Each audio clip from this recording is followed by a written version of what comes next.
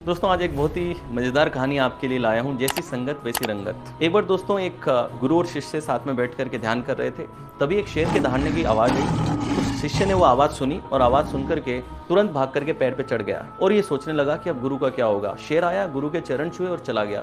शिष्य बड़ा हैरान था कि मेरे गुरु इतने महान कि शेर आकर के पैर छू के चला गया। शेर के जाते ही शिष्य वापस गुरु के पास आके बैठ गया और ये सोचने लगा कि ये कैसे हुआ। और उसने ठान लिया कि जैसे ही गुरु जी बाहर आएंगे ध्यान से, मैं उनसे ये पूछ लूंगा। गुरुजी की आंखें खुली और जैसे ही वो ध्यान से बाहर आए और शिष्य पूछने ही वाला था, तभी उसने देखा कि एक मच्छर आके गुरुजी के गाल पे बैठा और काटने लगा। जैसे ही गुरुजी उस मच्छर को हटाने लगे, मच्छर तो उड़ गया और गुरुजी के अपने ही हाथ से खुद के गाल पे थप्पड़ पड़ गया। अब शिष्य बड़ा हैरान रह गया कि ऐसे कैसे गुरुजी हैं, शेर तो चरण छू के चला जाता है और मच्छर आता है वो थप्पड़ पड़वा के चला जाता है।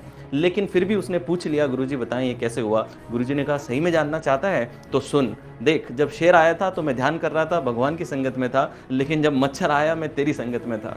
दोस्तों कहानी का जो मोटो है वो यही है कि आप जिस प्रकार की संगत में रहेंगे वैसी रंगत आपकी बनने लगेगी। A man is an average of 5 people around him. जितने 5 लोगों के बीच आप ज़्यादा रह रहे हैं वैसा ही व्यक्तित्व आपका बनने लगेगा। सो चूज़ योर कंपनी वाइजली।